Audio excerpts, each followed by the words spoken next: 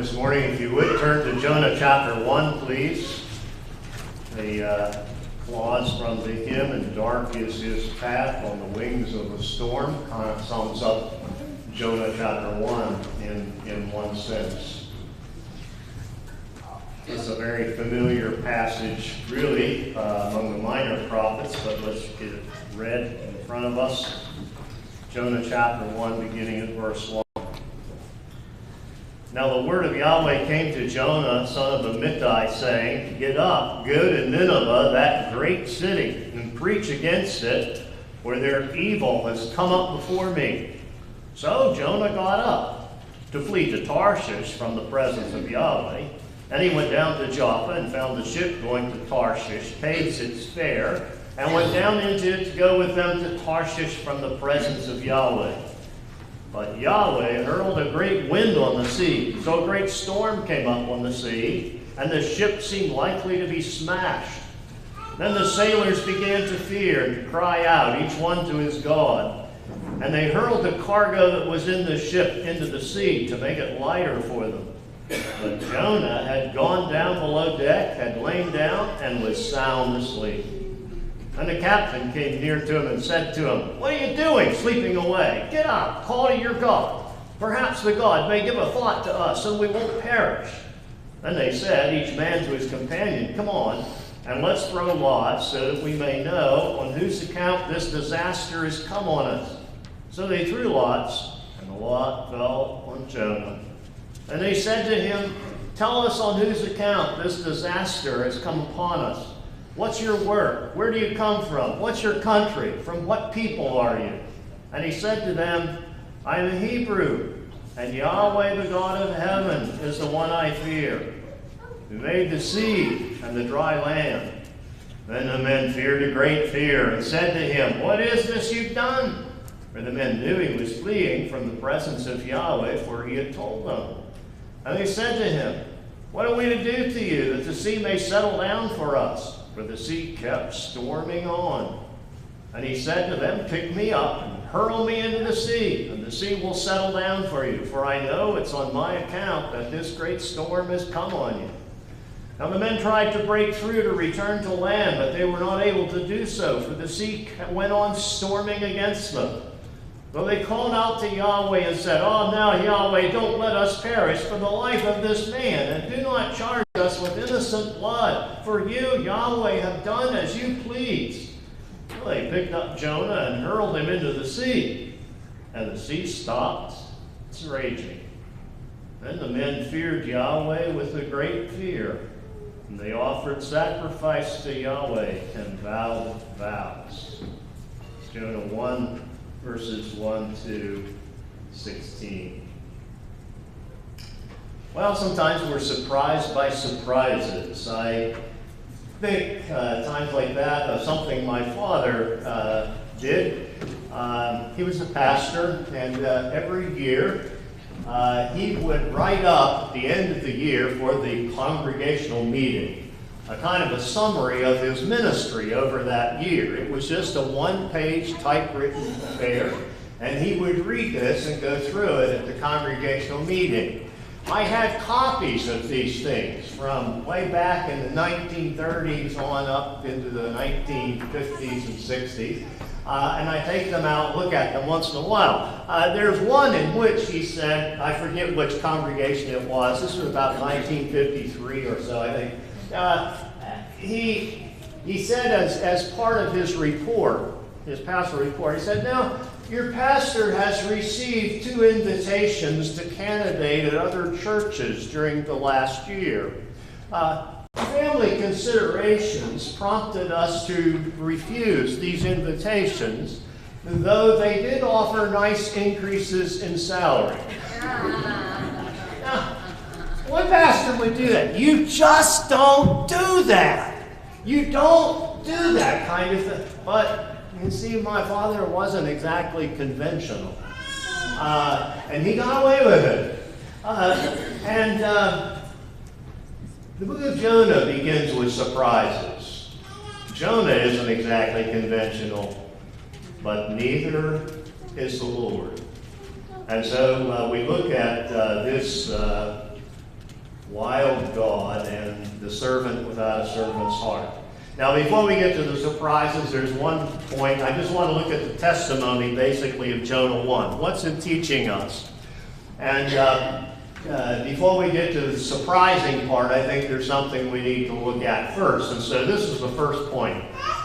First, notice that God makes the most massive assumptions. You see this in verses 1 and 2. God makes the most massive assumptions. You see what he says? Verse 2, get up, he says to Jonah, go to Nineveh, that great city, and preach against it, for their evil has come up before me. Now, you know how an assumption can sometimes be more powerful than just a direct statement or assertion. For example, let's say you're in a family. Now this doesn't pertain to any of you, but take, for example, you have an extended family. And here's a couple that has a number of children, and you always have to debate, well, are we going to spend Christmas with my side of the family or your side? What about Thanksgiving? Do we go there or here? What about Easter? You know, those sorts of questions. And let's say, as I say, none of you would be in this situation. Well, let's say you kind of have a domineering mother figure in this network. And so she's talking to you maybe as the husband of the family, and she is saying to you, now, when you come for Christmas, notice that's an assumption. That's not a question. It's not a request. It's not even an assertion. It's an assumption. That's kind of a powerful thing, isn't it? Well, Yahweh makes certain assumptions here, doesn't he, in verse 2? The first one is that every nation is accountable to him. Go to Nineveh, that great city, and preach against it, for their evil has come up before me. Nineveh, the prime city of Assyria. And Yahweh is the God of Israel. But he assumes that this pagan nation is subject to his judgment as well. So Yahweh is the God of Israel. He may be the covenant God of his people, but he is the creation God of all, and Assyria is subject to his judgment. For their evil has come up before me. Assumes the nearness of judgment and therefore the urgency of Jonah to go. So, God assumes that all pagan, non-covenantal nations, like the United States of America and Assyria, for example, are subject to his judgment. He's no little league deity. Yahweh is a world-class deity. That's one assumption. Second assumption. He assumes that his servants owe obedience to him. He says to Jonah, get up, go to Nineveh, etc. Here it is on the individual level, isn't it? Not, would you please, if the way be clear, but get up and go to Nineveh. And so here he rightly assumes that individual servants owe obedience to him, that he commands our obedience as individuals. Now, here's the interesting thing, and I want you to put these two assumptions together. See what a full-orbed view the Bible has of the God of the Bible. On the one hand, we call it sovereignty, don't we? God's rulership over all. International sovereignty. Assyria is subject to his judgment. On the other hand, individual sovereignty. Jonah, you're to go. Both the international and the individual. The total package, his sovereignty includes both the universal scope and also the particular attention. So that's struck me when I was rereading some, I think it was a biography of Jefferson Davis, the president of the Confederacy. during the war between the states. And there was he had a request from a young woman in South Carolina. There was a fellow who was serving in the South Carolina 5th, and his sweetheart back in South Carolina, who was not a very grammatical young lady, wrote Jefferson Davis. And this fellow's name was James, and he wanted, this girl wanted President Davis to see that James could come home from the army, in the Confederate Army, and marry her. And she wrote to him, James is willing, I is willing, his mammy says she is willing, but James Captain, he ain't willing. Now, when we are all willing, except in James Captain, I think you might let up and let James come. She promised to have her beloved return to the army as soon as they were married. And so Davis, before he sent the request on to the Secretary of War, turned the paper over and wrote, let James go.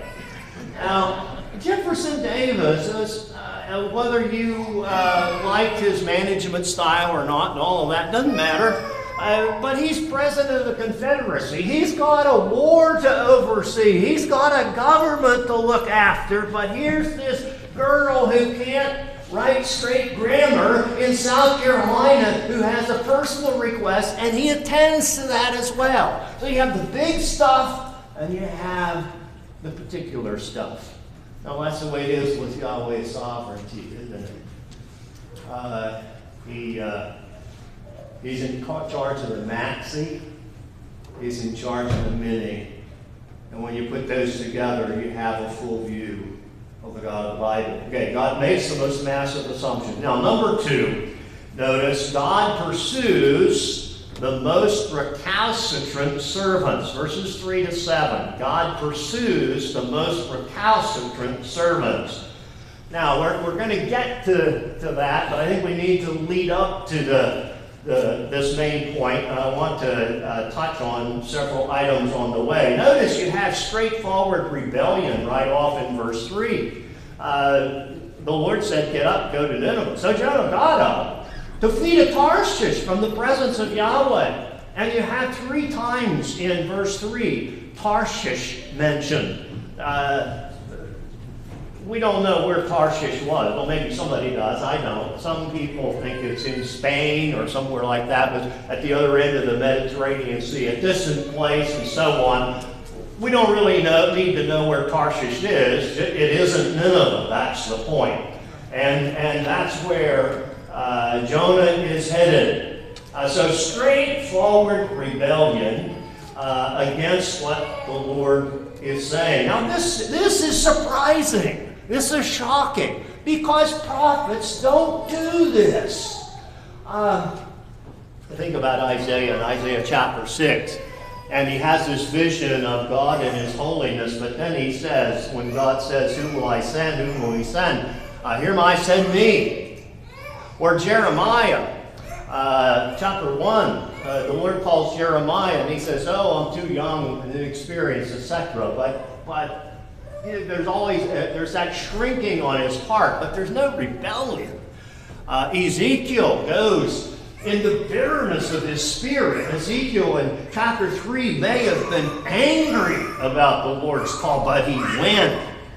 And Amos in Amos chapter 7 is told to go back to the nation of Judah down south and prophesy there, but get out of the northern kingdom. And Amos said to the priest there, look, it wasn't my idea.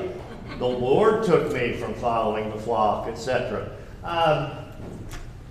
But here's a prophet like no other prophet. The Lord calls him, and he says, nope, I won't do it. Just outright rebellion. Now, there's a strange combination here I want you to notice in verse 5.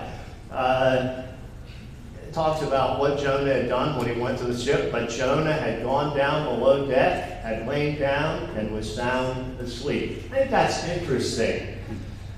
There's no evidence that Jonah was chewing his guts out over his rebellion against Yahweh. He could go to sleep down below deck. You may be running from God, and yet you can have great personal peace. He's not mainlining Milanto or anything like that. No one. Now, this isn't always the case. You go to Psalm 32, verses 3 to 5, and sometimes when you're in sin and in rebellion and unrepentance, etc., that David there in Psalm 32 talks about how it even affected his physical health, and so on. We would call it psychosomatic effects of unconfessed sin and so on. So sometimes it can stir you up and disturb you, and you lose sleep and you fret and so on until you resolve this and repent. But in Jonah's case, there didn't seem to be that. And that shows the danger, doesn't it, of relying on mere subjective feelings. Sometimes you have to pinch yourself as a Christian and say, my feelings are just feelings. They may not be any true indicator of the true status of things. Jonah was great personal peace here, apparently, but he was in rebellion against his Lord. So the fact that your devotional times, for instance, may have been very rich lately just means that your devotional times have been very rich. It's not necessarily an indication of your faithfulness. I may be pressing things too much. But see, I can remember the fellow who told me, who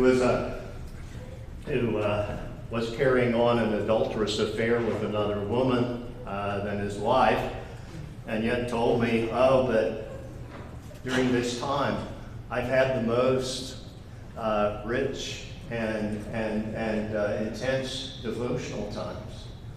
Well, okay, but that's no indication that you're walking with the Lord. You have to be careful about putting too much weight on mere feelings. Jonah didn't seem to be disturbed here. Now, there's a particular problem in this little section here, and that is this whole matter of the presence of the Lord, or the presence of Yahweh, especially in verse 3, fleeing from the presence of Yahweh. What's that involve? Now, I think we could look back and say, Jonah was so foolish thinking he could get away from the presence of God. I don't think Jonah was a numbskull. Don't read this as though Jonah didn't know Psalm 139. He knew he couldn't evade God's. It's not like he didn't believe in God's omnipresence. I think here, when it's using fleeing from the present, to go from the presence of Yahweh, it's using the presence of Yahweh in a technical sense. In this sense, sometimes the prophets would use this phrase, like in 1 Kings 17:1. Elijah says to Ahab, "As Yahweh lives, in whose presence I stand." Kind of a literal translation. Elijah's a prophet. He stands in the Lord's presence. What's that mean? That's the place where he is when he receives the Lord's word and the Lord's direction for what he's to do as a prophet. And then in 1 Kings 18, verse 17, he says to Obadiah, Ahab's assistant, and so on, he says, "As Yahweh lives, before whom I stand," or in whose presence I stand. So the Lord's presence sometimes can be used in a kind of a restrictive way, if you want to put it that way, or technical way. It was the place where prophets were in order to receive their direction and their word from God in order to deliver it. Now, I think that's that kind of a confined meaning of the presence of the Lord here. Jonah, in other words, is trying to opt out of his office as a prophet. And if he's not on site, maybe the Lord will get somebody else for Project Nineveh. Now, Now, if that doesn't jive with you, no worries. I'm not, I'm going to shed blood over it. But it seems to me that's the idea here, that he's fleeing from the presence of the Lord in the sense of when in which prophets stand when they receive God's word and so on. He doesn't want to have any part of prophesying in this, and so he's vacating. Now, what are we going to do? Let's get to the application of this. What happens? Well, the Lord pursues recalcitrant servants. Look at verse 4. But Yahweh, emphatic subject, Yahweh hurled a great wind on the sea. So a great storm came up on the sea.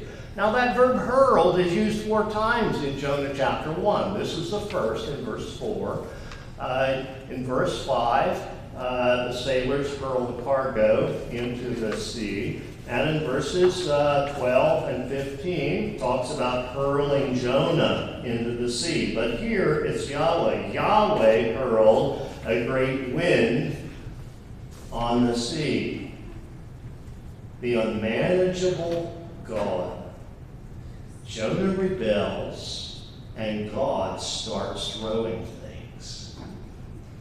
Now, he's not going to let him get off with this. What I want you to see particularly here is how this mixes what I call divine gentleman theology. Now, let me give you an example of divine gentleman theology. A few years ago, there was a book from a Christian publisher, and the author, I was talking of the way God works with us in our Christian life and so on. And this is a quote, and you don't need to know the whole context. He says, He, God, will stop at nothing except our unwillingness to cooperate. That is a boundary He has chosen not to cross. You know what Jonah would say to that? He would say, really? Jonah would say, how I wish that were true. It's a boundary He's chosen. If you won't cooperate, then God's chosen not to cross that boundary. And Jonah would say, He will if He wants to. God started throwing things. He hurled a great wind on the sea. Now, it was sort of like the situation with Abraham Lincoln when he was president. There was a cabinet meeting, and Lincoln was summing up the votes on a particular issue in the meeting. Lincoln himself was in favor of his proposal, but he was seeing that the cabinet members were not. And so he tallied them. He said, let's see, there are 7 nays and 1 aye. The ayes have it. You can't do that. You might say, oh yeah, if you're president, you can. And if you're the sovereign God, you can go after a recalcitrant servant. No, watch this so-called divine gentleman theology. What is it Jonah 1 telling us here? You might think, oh, God would never do that, but He does. Jonah 1 is telling you that Yahweh is not some celestial wimp who is imprisoned and frustrated by your recalcitrance. He may leave you in your recalcitrance. He may persuade you to change, or He may simply smash your recalcitrance. God is not tamed. He starts throwing things. And your tiny free will is a house of cards against Yahweh's determination. And notice that. God pursues the most recalcitrant servants. Now, let's go to a third point. The text is telling us that God contrives the most amazing triumphs. Verses 8 to 16, the latter part of the chapter. God contrives the most amazing triumphs. Now you notice in verse 9, when when Jonah draws the short straw, as it were, and the men know, oh, it's because of this fellow that this problem has come up, and they interrogate him and so on, it's the first time in verse 9 that Jonah actually speaks. And actually, if you get the gurus, Old Testament gurus who break these things down in a certain structure, verse 9 is really the very heart and center of Jonah chapter 1. He says, I'm a Hebrew, and Yahweh, the God of heaven, is the one I fear, who made the sea and the dry land. So there's Jonah's confession of faith. He's in rebellion against the Lord's orders, but he confesses the Lord's truth. This is the creed. And the creed, you might say, that Jonah confesses is right. That's true. That's orthodox. Okay. And then in the following verses, you have the authentication of this creed or this truth. Now you notice in verse 12, they wonder, what can we do to you to get this storm to stop, and so on. And in verse 12 he says, pick me up and hurl me into the sea, and the sea will settle down for you, for I know it's on my account that this great storm has come on you. Notice he doesn't say, well, I realize I need to submit to the Lord's direction and that will change. No, Jonah has no intention at this point of repenting. I'm going to Davy Jones' locker. I'm not going to change my mind, but you can throw me overboard, and that will bring a stop.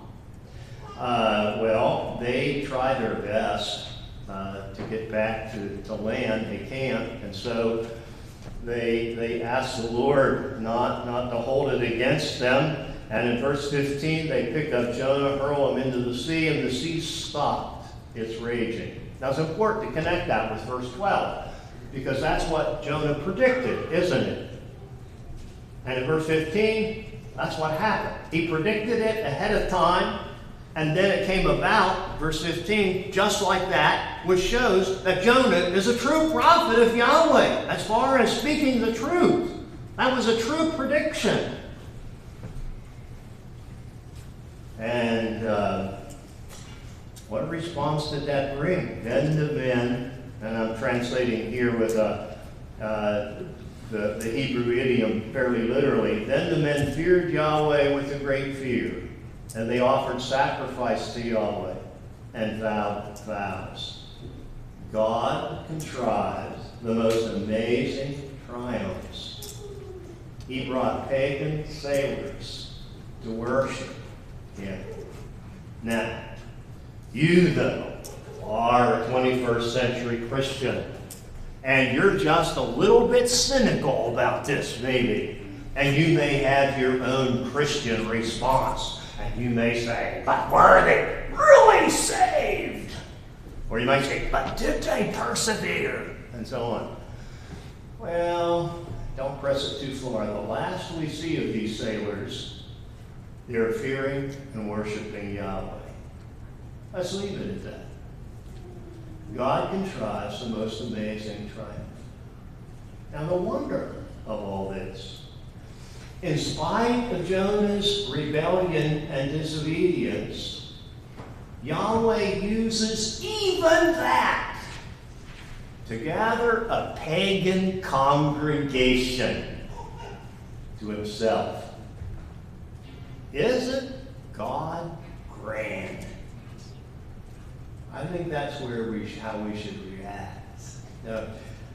Now, we see different evidences of this sort of thing. There was a clip a few years back in the Sudan Interior Mission mail out that was rehearsing some of the history of their mission in Africa, and talked about, I think it was 3 men who had started a work in Ethiopia and that area, about staking out about 25,000 square miles, and in spite of disease and opposition through medical work and language learning and visiting with people in their homes, the first believers were soon standing firm.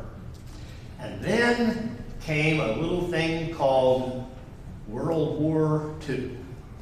And the Italians came in, the Italian army came in and conquered Ethiopia. This would have been, in fact, before World War II actually started. The Italian invasion, and in 1938, all missionaries were excluded from Ethiopia, leaving, in this case, 3 partly organized churches, less than 150 believers. Now, during this time when the Italians were in charge there in Ethiopia, there was, at one occasion anyway, an Italian commander who wanted to impress and intimidate the locals with Italian power. And so he required all of them around the area of Sadu to attend a parade of tanks and artillery and soldiers doing their strutting and so on, to impress them with Mussolini's war machine. Well, so they did that, and people came from miles around. Some had to walk long distances in order to get there. And they came from places that had not yet been reached with the gospel. But the local believers hosted them overnight. And the guests heard about Jesus. And some of them believed and took the news back to their villages the next day. So by 1941, the Italians are kicked out of Ethiopia. And what do you have? Well, they found over 70 well-organized churches, active evangelists, and an estimated 10,000 believers. God contrives the most amazing triumphs. What are you going to do, Lord, if you don't have missionaries? Oh, well, I've got the Italian army, thank you. That's the sort of thing the Lord does, and that's what he does here, even through Jonah. So with this truculent prophet, he gathers a worshiping congregation. How he turns man's rebellion to his glory. That's something you see supremely in that text in Acts 4:27-28, where the early church prays, there was in this city gathered against your holy servant Jesus, both Herod and Pontius Pilate, the Gentiles and the peoples of Israel, to do whatever your plan had predestined to take place. He works through all sorts of instruments. Now, haven't you seen that this happens in your own personal experience? Don't some of you have stories that you can recount of the way God works like this? And what should our response be? Well, with the sailors, adoration and worship. Now, let me press your patience and bring up a 4th point. Notice here that God spreads the most healthy fear. The last of verse 15 and verse 16. God spreads the most healthy fear. They hurled him into the sea, and the sea stopped its raging. Then the men feared Yahweh with a great fear, and they offered sacrifice and vowed vows. Now notice their response. And note that the great fear follows the calmed sea. Now, you can slip into an error here. You may say, oh yes, I see how they respond with that fear.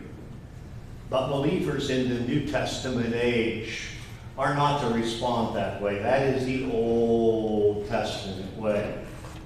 Or we may say, well, that's what we may expect from primitive pagans. But we are disciples of Jesus after all. We shouldn't be trembling like that. But you won't get that idea from the New Testament. There's a parallel passage to Jonah chapter 1, It's called Mark 4, verses 35-41. Remember when the waves were coming into the boat and Jesus' disciples wakened him and say, don't you care, Lord, that we're perishing, and so on. And Jesus rouses himself and speaks to the wind and to the storm. You can almost translate it, I don't mean this in a nasty, irreverent way, but quiet, shut up. And it was a great calm. And then it says that the disciples, same idiom, Mark's writing in Greek, but it's as if it's Hebrew. They feared a great fear. Why? The storm's over? Why are we fearing? Were they afraid before the storm? Yes, they were, but now Jesus has calmed the storm and they're shaking. Why do they fear a great fear after the storm is over? Because they realized who it is that's sitting with them in a boat on the Sea of Galilee at a certain longitude and latitude. They realized, they know about Jonah 1. They know about Psalms 65, 89, and 107, where it talks about God being the one who stills the seas and the storm. And that's what Jesus has done. Who then is this, they ask. And when you realize that the God of creation is sitting there near you in the boat, your knees somehow go out from under you. And you really do fear a great fear. Trembling and fear is a right response to Jesus. I think we could say if you never tremble in the presence of Jesus, you probably don't know him very well. And the church, by and large, in our day, has far too little of this fearing a great fear. So, if God sometimes spreads fear or terror, it may be a most healthy terror for us. Well, the temptation, as you look at Jonah 1, can be with an interesting text like this. To focus on the human character. Jonah's call, and he is colorful, Jonah's call, Jonah's flight, Jonah's predicament, that's really wrong. The book of Jonah is not really so much about Jonah.